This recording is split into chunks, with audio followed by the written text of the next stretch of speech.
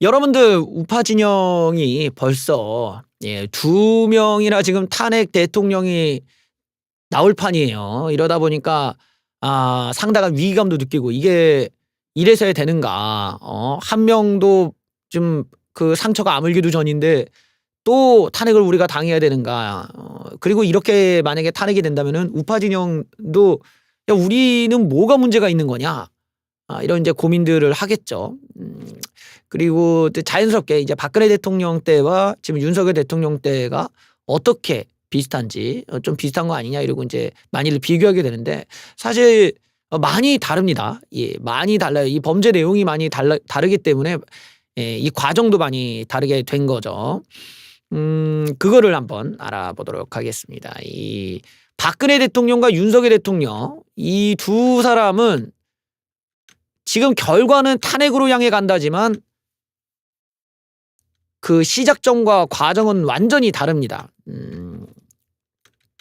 1차적으로는 박근혜 대통령의 경우는 뭔가 우파의 정통성이랄까? 이런 걸 이렇게 심화해 온 인물이잖아요. 그리고 인제 예전에 차떼기 논란이 있을 때도 당시에도 이 노무현 쪽도 받았어. 우리 쪽도 받았고. 근데 액수가 우리가 한 4배 5배 정도 많으니까 우리가 좀 더 욕을 많이 먹었죠. 그거를 다 털어버리고 그냥 돈 다 털어버리고 천막에서 시작하면서 선거의 승리로 이끈 그런 아이디어, 즉 개혁의 아이콘, 뭔가 우파를 거의 나락으로 갈 뻔한 우파를 살려놓은 그런 역사까지, 그런 업적이 있는 사람이죠. 그런 인물. 그리고 이제 박정희 대통령의 뭐 어떤 후광 효과도 있겠지만 이 사람 자체가 어쨌든 선거의 여왕으로서 우리에게 커다란, 우파에게 커다란 위기를 극복시켜준 그런 인물이기도 했습니다. 그래서 이 박근혜 대통령이라면은 당연히 우파의 어떤 업적과 기여도가 굉장히 큰 그런 정치인으로 평가할 수가 있겠죠. 근데 당시에 이제 탄핵 세질에 들어갈 때 박근혜 대통령의 경우는 뇌물 수수니 뭐니 이런 식의 사건이었어요. 그러니까 이게 형사 사건이잖아요. 대통령은 형사 이 불소추 대상이기 때문에 형사 사건이 있다 하더라도 수사를 받지 않아. 기소도 안 돼. 아무것도 안 돼. 그러다 보니까 당시에 이제 윤석열 검찰들이 어떻게 했냐면 탄핵 때까지 기다린 거야. 윤석열 검찰 특검단이 기다렸다가 탄핵 되자마자 기소하고 이제 진행을 한 거거든요. 그렇게 해서 박근혜 대통령 이제 잡아 넣은 거죠. 아무거나 막 넣어가지고. 근데 지금 윤석열 대통령의 경우는 뭐냐? 윤석열 대통령은 지금 내란이야, 내란. 혐의 자체가 내란이라서, 내란이라는 거는 불소추 그 특권에 해당되지가 않아요.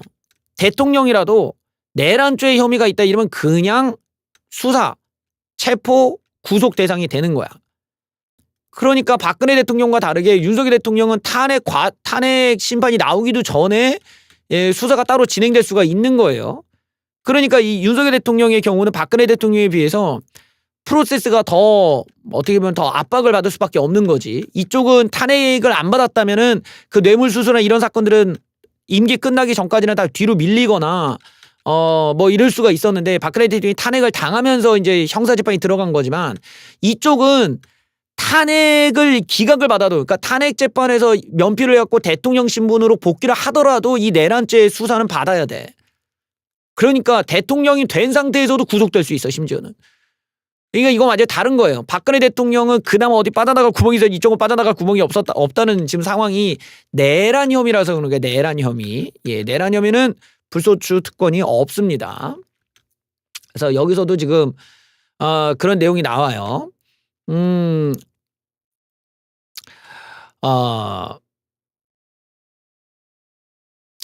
박근혜 대통령은 내란 외환죄에는 해당하지 않아 불소추 특권이 적용됐다. 보호받았던 거죠. 하지만 윤석열 대통령은 내란 혐의가 적용돼 불소추 특권을 주장하기 어렵게 되어 있다.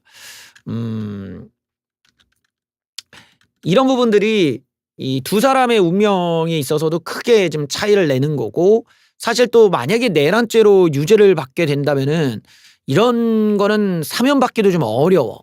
아무래도 죗값이 크기 때문에 나중에라도 정말 좀 그렇죠. 조금 힘들거든요. 특히 다음이 좌파 정부가 들어오도 우파 정부가 들어오도 이런 현상을 사면했다가는 정치적으로 역풍이 상당히 클 수가 있죠. 요즘 시대에. 그러니까 윤석열 대통령 같은 경우 박근혜 대통령에 비해서는 좀 위험성이 크다. 많이 크고 탄핵과는 지금 무관하게 사법적 리스크가 더 높은 상황이다. 그러니까 탄핵만 피하면 된다가 아니에요. 사실은 형사 이 내란죄 수사가 정말 무서운 거야. 그래서 대통령으로서는 뭐 탄핵과 상관없이 잡혀 들어가고 그냥 그대로 디엔드를 맞을 수가 있으니까 윤석열 대통령의 앞날이 탄핵만 막아서가 아니라 사실은 형사를 지금 막아야 된다. 근데 그게 쉽지가 않은 지금 상황이 됐죠. 여기에 지금 이제 국민의힘이든 우파 쪽이든 좀 탄핵을 어떻게 좀 미루면 안 되냐. 야, 좀 미루자. 야, 미루자. 뭐 어쨌든 뭐 형사는 3심 재판까지 가니까 시간은 끈다지만 헌재는 그렇지가 않잖아요. 그래서 헌법재판소의 시간을 좀 끌어서 대선을 좀 미뤄야 된다. 이런 생각을 좀 많이 하게 되죠. 그래서 별별 이제 꼼수가 등장을 할 수밖에 없어. 뭐 이거를 비난할 수도 있고 뭐 하긴 한데, 그런데 문제는 이거를 미루다가 심각하게 그 헌법재판소가 셧다운이 되는 상황까지 올 수 있습니다. 그래서 이 6인 체제를 붕괴를 노리고 있다라는 게 지금 국민의힘의 노림수라는 거예요. 여기를 보면 내년 4월에 재판관 2명이 임기가 끝납니다. 그래서 추가 임명이 없으면 탄핵 심판이 아예 불가능해지죠. 그러니까 요렇게 4명 체제면 헌법재판소 자체가 운영이 안 돼요. 원래는 7명 제적에 6명 찬성이 나와야 되는 건데 4명이면 아예 제적도 안 되고 아무것도 안 되잖아. 그러니까 4명이면 사실 헌법재판소가 운영이 안 돼. 그러면 모든 게 올스탑이야.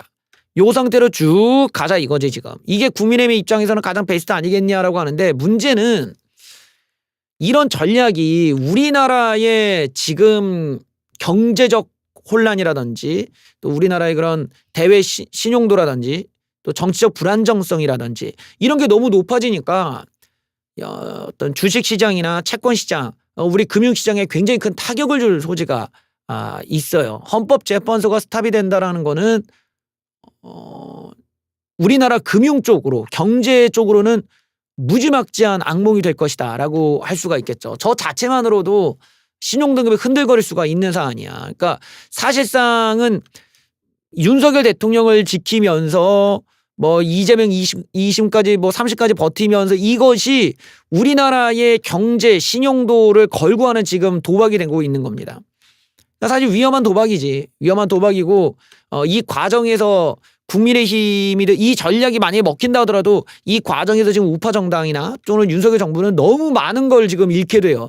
국민들의 경제 문제에 어마어마한 피해를 줄 수 있기 때문에 이건 좀 고려를 해봐야 될 문제인데 사실 그런 걸 생각 안 하고 가겠다라는 겁니다. 그러니까 정치가 지금 국민들의 민생이나 경제 문제에 대해서 전혀 대비책을 마련하거나 이런 구도가 아니라 서로 간에 대립하고 서로 간에 복수하고 서로 간에 꼼수 부리는 이게 이제 무한 반복인 거지. 좌파와 우파가 비슷한 수준으로 떨어졌기 때문에 이런 일이 벌어지는 거예요, 지금.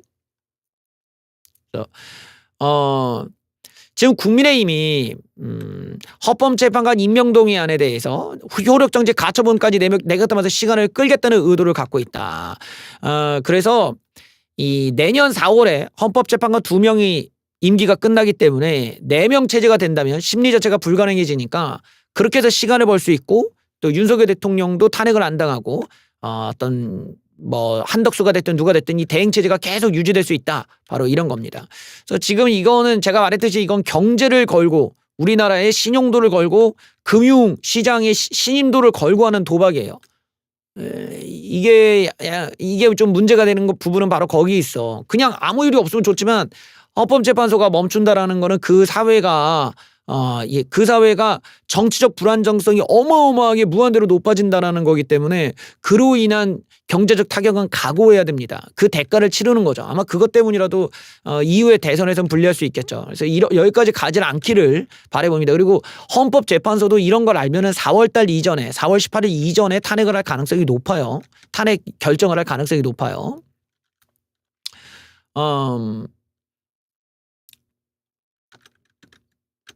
일단은 국민의힘의 어떤 계획 자체는 시간을 끌겠다는 의도는 아주 노골적으로 드러내고는 있는데 그것들이 공짜로 되지는 않는다는 겁니다. 국민의 삶에 타격을 주면서 가야 되는 것들이라 정치인으로서나 또 정당으로서는 많은 걸 잃게 된다는 거는 알고 시도해야 된다라는 거죠. 뭐 그렇게 해서 이재명을 보내면 좋겠지만 이재명이 아니라 무슨 뭐 우원식이 나오든 박용진이 나오든 저쪽에도 누가 나오든 우리가 경제를 말아먹는 이런 선택을 통해서 민심을 잃고 나서 대선해봤자 무슨 의미가 있겠나 이런 것도 한번 같이 생각하면서 해야 된다는 거죠. 그래서 오히려 저런 걸 할 계획이 있다면 미리 경제 대응 정책들을 어느 정도로 좀 제시하고 나서 저런 전략으로 가야 된다는 겁니다. 근데 지금의 국민의힘이 그런 미래를 예측하고 대응하는 모습이 잘 나오지가 않죠. 현재 우파가 그러다 보니까 아마 이제 엎질러진 물처럼 상당한 타격을 받고 나서 아이쿠야 이럴 수가 있다라는 겁니다. 그걸 우리가 좀 주의 깊게 봐야 되겠죠. 대법원에서 사실 이제 윤석열 대통령이나 국민의힘은 나름대로 이렇게 시간을 끄면 되지 않냐라고 기대를 걸고 있지만 사법부가 좀 안 도와주고 있어요. 대법원에서는 비상계엄은 사법심사 대상이라면서 이것도 법적인 판단을 받아야 된다라고 이제 확인을 시켜줬습니다. 이 얘기가 뭐냐면 지금 윤석열 대통령 쪽은 뭐라고 주장하냐? 이거는 비상계엄은 대통령의 고도의 통치행위라고 얘기했단 말이에요. 고도의 통치, 고통. 예, 그래서 우리가 고통받았나? 예. 고도의 통치행위다라고 하면서 고도의 통치행위는 사법 대상이 아니라고 주장을 한 거야, 애초에.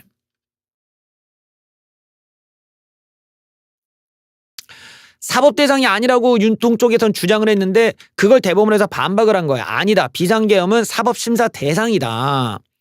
그러니까 윤석열 쪽에서는 애초에 법원 이 판단부터가 부정하다고 했는데 대법원에서는 판단이 가능하다고 했기 때문에 윤석열 대통령 쪽의 논리가 하나가 지금 무너진 거죠. 예, 그래서 이제 사법 대상이 되니까 내란 혐의로 그 계엄이 타당했는지에 대해서 이제 고도의 통치행위라는 말은 통하지가 않는다. 예, 사법 대상으로서 이제 법적으로 합법이냐 불법이냐를 따질 수가 있게 됐다라는 겁니다. 대법원은 비상계엄은 통치행위이기 때문에 사법 대상이 아니라는 윤석열 대통령 주장과 관련해 대법원은 비상계엄 선포 확대가 국헌불란 목적을 달성하기 위해 행해진 경우에는 심사할 수 있다고 판시한 바 있기 때문에 이번에도 보겠다라는 겁니다. 그래서 지금 윤석열 대통령 쪽이 내가 이 계엄령의 흐름을 보면은 국무회의라든가 이런 것들이 정상적으로 이루어지지 않고 급하게 일어났다라는 과정들을 보면은 뭔가 이 사람들이 계엄 실패에 대한 염두를 전혀 하지 않고 계엄이 성공할 거라는 확신만 가지고 진행했다고 느껴지거든요.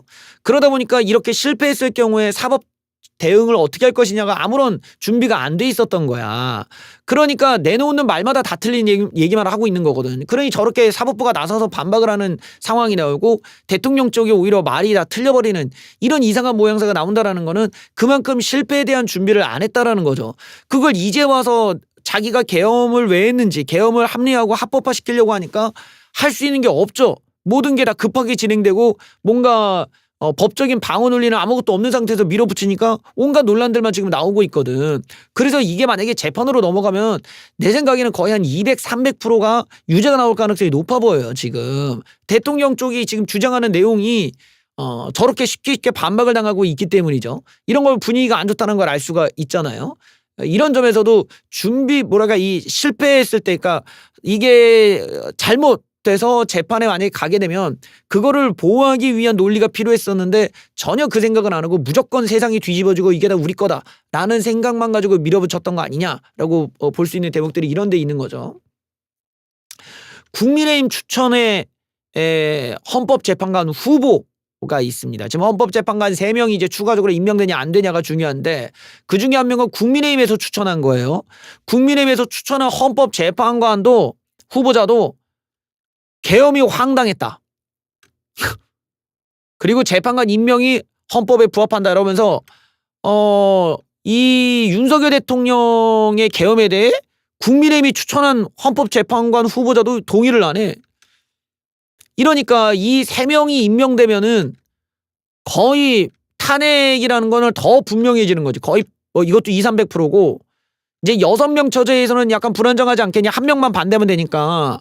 그런데 지금 3명이 됐다가 하면은 국민의힘 추천받은 양반도 이 정도면은 거의 100%라고 봐야죠. 그래서 여기 여당 추천받은 여당 추천을 받은 조한창 씨도 계엄령 선포는 황당했다. 한덕수는 헌법재판관을 임명해야 된다라는 주장을 했습니다. 계엄령 선포에 대해 황당한 느낌이었다. 국민의힘이 반대하고 있는 한덕수의 추가 임명에 대해서도 해야 된다라고 이야기를 했습니다. 자, 비상계엄 당일 느낌이 어땠나? 헌법재판관 후보자, 국민의힘 추천자예요. 추천을 받은 사람한테 물어봤더니 좀 황당했고, 이게 자막 내용이 적절한 건지 부합되지 않는 느낌이었다. 현실과 맞지 않다는 느낌이 들었나? 그렇다. 계엄은 요건에 맞춰서 이루어져야 한다. 저희가 생각하는 그런 전쟁 상태는 아니었던 것으로 생각하고, 문헌상 나오는 사변이라는 사태도 없었던 거로 생각한다. 그리고 국회 마비 시도한 정황에 대해서도 규정이 없는 것으로 알고 있다. 위헌적으로 볼 여지가 있다고 했습니다. 그러니까 저 국회의원 국민의힘에 추천을 받은 헌법재판관 후보자도 탄핵에 찬성할 가능성이 지금 높은 거겠죠. 저런 해석이면. 그리고 지금 저런 해석이 너무 많이 이제 알려져 버렸어요. 왜냐면은 우리가 계엄령이라는 게 그냥 뭐 대통령이 기분이 나빠서 아무렇게나 할 수 있는 권한이 아니라 정확하게 규정이 돼 있단 말이야. 전시, 내란, 폭동 뭐 이런 거여야 돼. 그다음에 국헌 물론 국헌 문란 뭐 이런 것들은 이제 내란죄에서 걸릴 수 있는 조항인데, 윤석열 대통령이 계엄령을 선포하는 이유가 야당의 폐악질이라는 거란 말이야. 근데 야당의 폐악질이라는 것 자체만으로는 어떤 계엄령을 선포할 명분이 단 1도도 없다는 거야. 내란죄 조항에 그런 게 없으니까.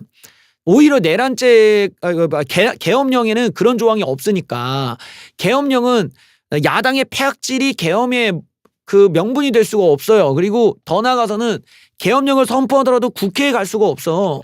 국회를 봉쇄하거나 국회를 막을 수가 없다는 거야. 그게 계엄령의 한계를 벗어나는 거란 말이죠. 동시에 선관위도 갈 수가 없어. 선관위도 헌법기관이라 거기를 군인이 들어가게 만든다. 그 자체가 계엄령의 범위를 한참 넘어간단 말이야.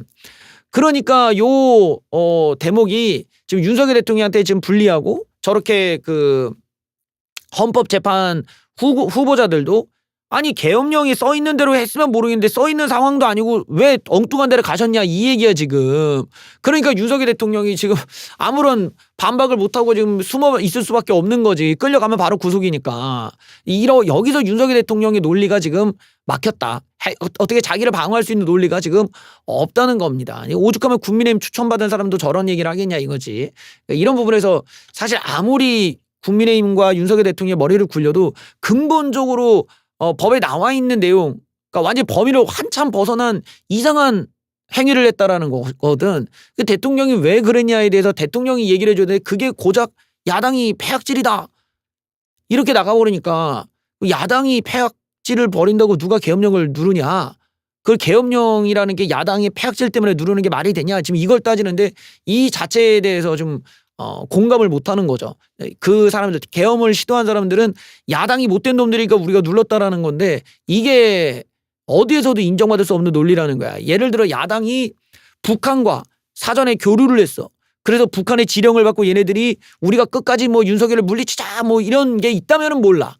근데 그런 게 없는 상황에서 막연하게 얘네들이 예산안을 깎아줘요라던가 뭐 얘네들이 어째줘요라 이러면은 아무래도 윤석열 대통령 쪽이 더 불리해지겠죠. 그런 부분에서 좀 윤석열 대통령과 그 주변에 있었던 이 군 장병들이 이 계엄령이라고 하는 권력에 대해서 잘못 이해를 했다. 이 조항을 잘 보고 어떻게 왁구를 만들어야 된다 이런 걸 생각해야 되는데 그런 걸 잘 생각하지 못했다는 거죠. 그나마 그 안에 몇몇 군인들은 북한에 도발이 있어야 계엄령을 선포할 거 아니냐. 근데 그게 없는데 어떻게 선포하냐. 그래 말렸다는 거야. 그랬더니 그 양반을 빼버려. 다른 데로 보내버리고 다른 놈을 넣어가지고 계엄령을 밀어붙였다라는 이런 그림이 됐거든요. 그러니까 내부적으로 이 계엄령이 성립이 안 된다는 걸 알고 있었다고 봐야 되는 거지. 반대가 있었고 그러면 안 된다는 걸 알려줬는데도 걔를 그냥 내부에서 빼버리고 다른 사람 교체한 다음에 계엄령을 밀어붙였는 걸 보면은 안 되는 것도 알고 있었어.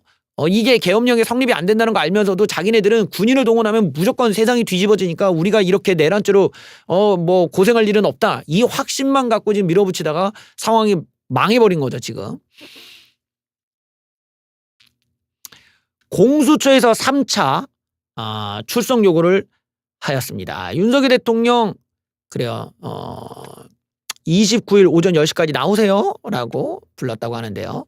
공수처가 세 번째 3차 소환을 통보하였습니다.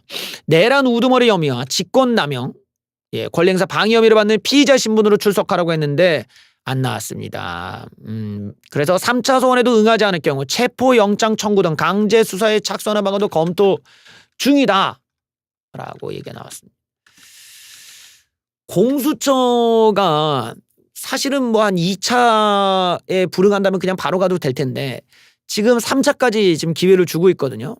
이거는 왜 그러냐? 지금 나오는 내용들을 모아보면은 공수처 입장에서도 시간을 좀 끌려는 목적이 있다. 왜 끄냐? 그거는 내란죄 특검이 될 수가 있기 때문에 내란죄 특검이 나온다면 그때까지 시간을 벌 필요도 있으니까 일부러 시간을 끄는 요소도 있다라는 해석이 있습니다. 그러니까 피의자를 체포영장을 받아가지고 피의자를 체포를 해. 그러면 48시간 동안 수사를 할 수가 있어요. 48시간 동안 수사를 한 다음에 구속영장을 청구를 해. 그러면 그게 받아들여지면 최장 20일까지 잡아둘 수가 있어. 문제는 20일이 지나고 나면 기소를 해야 돼요. 그 20일 안에 기소를 해야 되는 거야.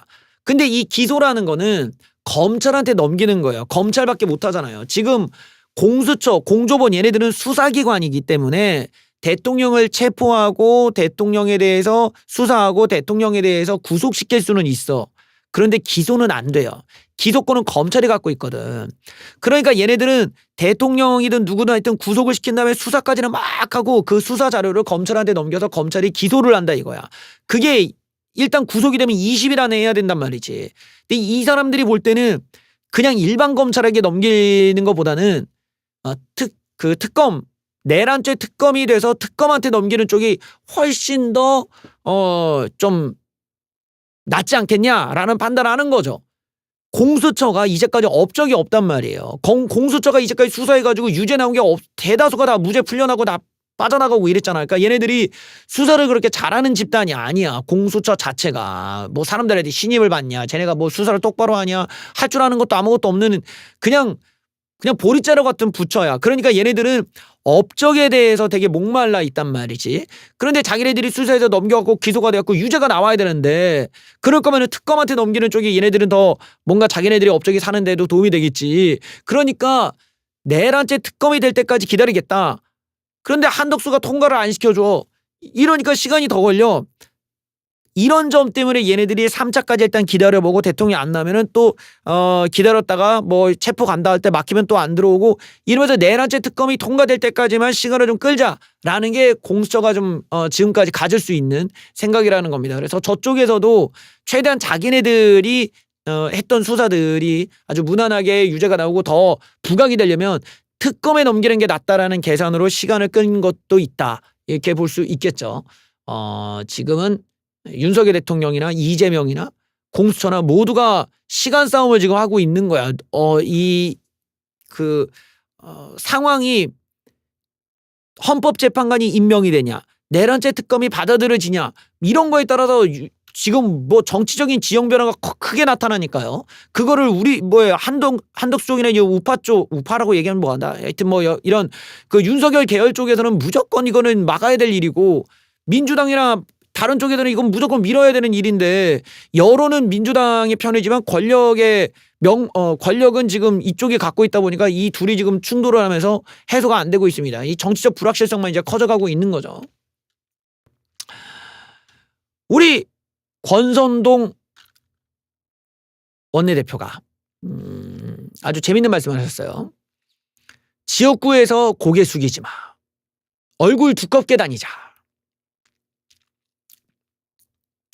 멘트가 아주 멋진데 얼굴 두껍게 다니자라면서 권선동 원내대표가 단일 대우를 얘기하면서 지역을 가면 욕도 먹겠지만 각오를 하고 얼굴을 두껍게 다녀야 한다. 당내에서는 내란 사태에서도 당이 심각성을 전혀 못 느끼는 것 같다라는 비판도 나왔다고 합니다. 그러면서 지역 주민들이 뭐라고 하더라도 하면 고개 숙이지 말고 그냥 죄송하다, 잘 해결하겠다라고만 말해라. 방송에 나가거나 기자들을 만나서도 이런 사실을 적극 설득해라.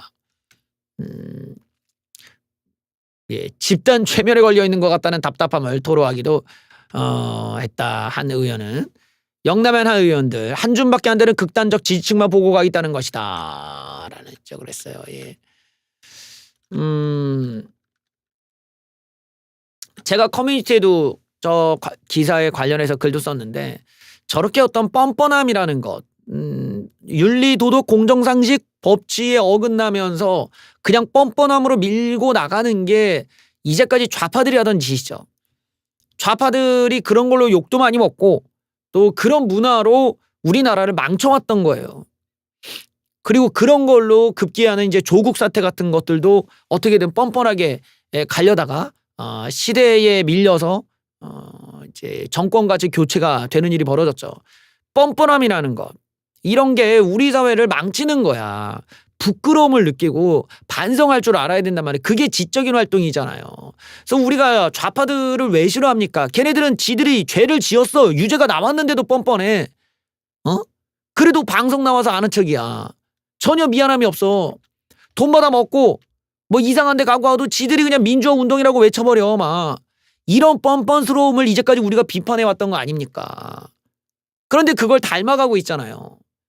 이런 게 어떤 그 자유라는 걸 통해서 표를 받아놓고 실제로 자기네들이 배지를 달고 권력을 가지니까 자기네들끼리 뭉치기 시작하는 거야. 권력에 대한 탐욕이 자유주의나 또 어떤 실력자의 존중이 아니라 실력이 없는 애들끼리 점점 카르텔을 형성하고 자기들끼리 어떤 인맥으로 네트워크를 만들어버리면 그게 뭐냐. 그게 운동권이 되는 거야. 그 운동권 문화가 지들끼리 화염병 던지면서 친한 애들끼리 그렇게 만들어진 그 인맥들이고 거기서 서열을 만들어줘갖고 누구 올리고 같이 끌어올려주고 이런 문화거든요. 이게 좌파들 흔히 계급주의가 만들어지는 방식이란 말이에요. 자유주의는 그딴 게 없잖아. 자유주의에 무슨 뭐 나이를 따지냐. 우리가 이 바닥에서 무슨 뭘 따지냐. 없어. 그냥 계급장 떼고 붙는 거잖아. 얘가 더 타당성 있고 얘가 더 지지를 잘 받고 얘가 더 합리적인 얘기를 하고 얘가 토론도 더 잘하네. 얘가 좀 더 아이디어가 좋네. 인정받고 올려줘야지. 그런 사람들이 나라를 이끌어가야 되는데 점차적으로 이 우파 진영 내에서도 탐욕에 빠진 사람들이 자기네들끼리 카르텔 형성해서 그대로 유지되기만을 바라는 이런 좌파식 마인드가 들어와 버렸다는 겁니다. 이러면은 이제 나태해지고 게을러지고 공부를 안 하고 경쟁도 안 하고 발전도 안 하는 거죠. 경쟁을 두려워한단 말이야.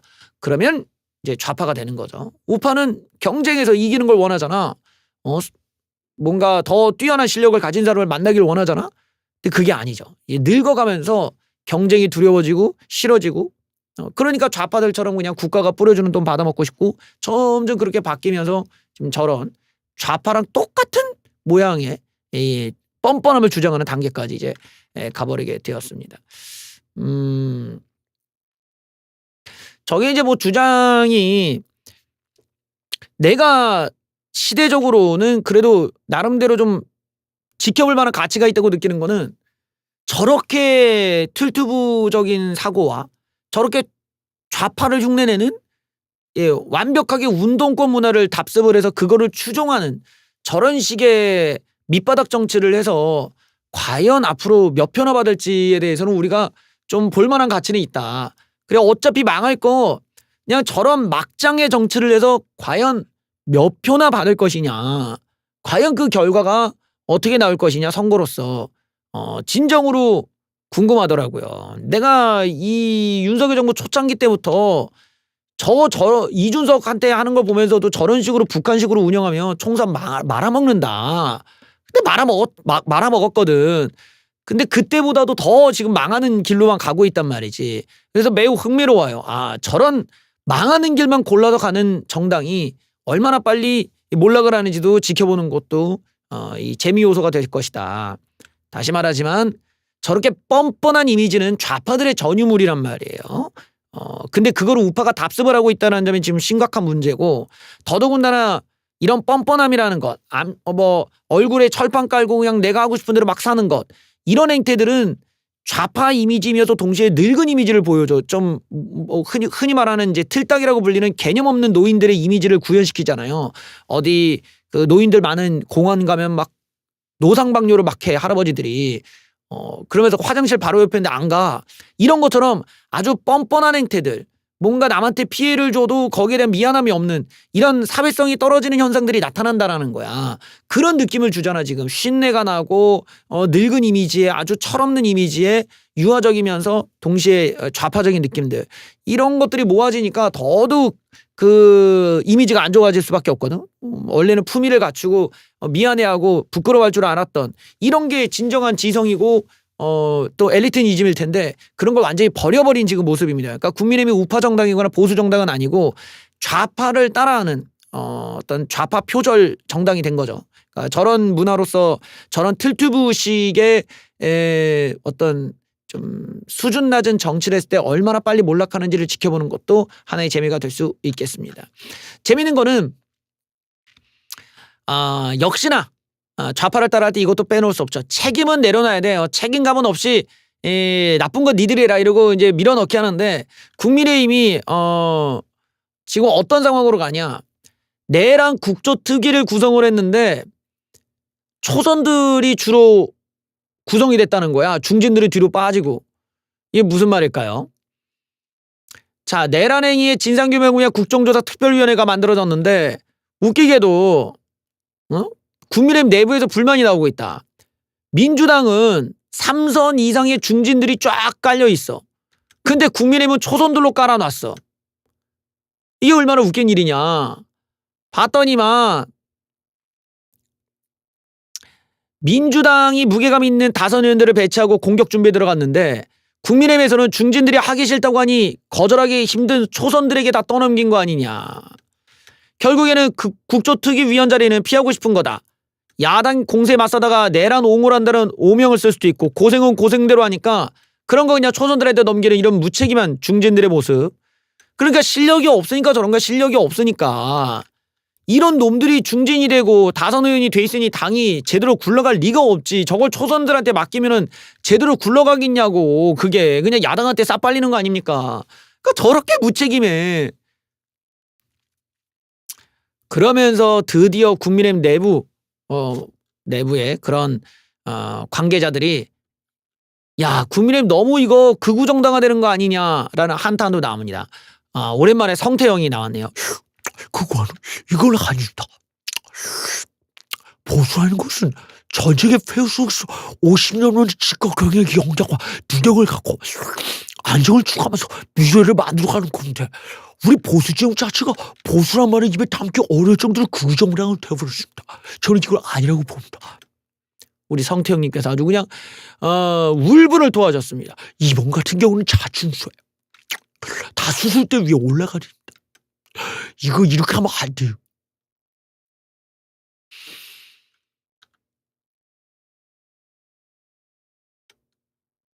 사실 이제 이 우파 이념이 무엇인가? 보수 우파라는 이념은 과연 이렇게 운동권이나 좌파들을 흉내내는 거, 좌파들을 부러워하면서 좌파들끼리 뭐 감싸주네, 뻔뻔스럽게 모른 척하고 반성 안 하고 사과 안 하고 이딴 거, 이런 더러운 문화가 과연 보수 우파와 어울리는지를 좀 생각을 해봤어야 됐단 말이에요. 근데 이제 그런 걸 생각하지 않는다는 거죠. 이 중요한 다선들, 중진들이 그런 생각을 하는 게 아니라 그냥 뻔뻔하게 우리도 그냥 버티자, 모른 척하자, 쌩까자, 에이 민심이 뭐냐, 그런 거 없다. 우리도 민주당처럼. 이렇게 돼버렸어요. 그러니까 민주당의 꼬봉처럼 된 거야. 민주당을 따라하고 민주당을 부러워하고 민주당 방법을 사랑하고 민주당 방법을 추구하는. 그러니까 그냥 좌파가 좌파끼리 싸우는 이런 구도가 돼버리니까 사실 보수 우파의 이념성을 기대했던 사람들에게는 무슨 이런 바보 같은 정당이 있지라는 느낌만 주거든요. 민주당이야 원래 우리가 욕하던 정당인데 얘네들은 우리가 표를 줬는데도 지들 맘대로 좌파를 따라하고 있잖아. 아니 우리가 따라하지 말라고 얘기하는 걸 따라하고 있으니 얼마나 화가 나. 이게 지금 우파 내에서 굉장히 큰 갈라치기가 되고 있는 거예요. 우파를 너희가 보수 우파를 하라고 하고 표를 줬는데 좌파 짓을 하고 있어. 그리고 그걸 좋아하는 애들 보니까 다 틀튜브를 보는 애들이야. 이러니까 내부적으로 싸움이 안 나겠냐고. 근데 이제 저런 식으로 해서 과연 어떻게 되는지, 예, 그리고 어떻게 망하는지를 보면은 쟤네들이 지금 선택이, 그리고 저렇게 좌파를 따라했다가는 어떻게 집안을 말아먹는지를 우리가 또 볼 수가 있겠죠. 뭐 그 시간이 좀 걸릴 수는 있겠지만 저런 방식들이 결코, 예, 그 기존의 우파들이나 또는 국민들의 지지를 얻을 리는 없을 것이다. 저기에 대한 대가는 또 처절하게 치러야 되는 것이기 때문에 결국 저런 행위의 모든 것들이 다 민주당을 도와주는 거다라고 진단할 수 있습니다. 민주당과 차별화가 아니라 민주당과 동조화가 일어나기 때문이죠. 민주당과 똑같이 운동권처럼 감싸주고, 어떤 잘못이든 감싸주면서 빨아주고, 내부적으로 다른 의견을 가진 자를 숙청하고 인민재판으로, 뭐 젊은 놈들 다 나가라, 그냥 우리 빠돌이끼리 뭉치겠다, 해보세요. 예, 그런 개딸식으로 한번 운영해 보세요. 예, 그리고 뭐 김어준 식으로 음모론이나 믿으면서 해보세요. 그렇게 해서 몇 표나 나오나. 안 될 겁니다. 예, 안 됩니다. 그런 거. 될 리도 없고, 우파는 그런 식으로 해서 이겨본 적이 없어요. 예, 사과를 해도 지금 될까 말까인데 저런 뻔뻔스러운 운동권식 좌파식 태도로 사람들이 국민의힘을 지지할 바에는 그냥 민주당을 지지하던가 투표를 안 하고 맙니다. 예, 그러니까 좀 정신을 차려야 되는데 안타깝게 생각이 드네요.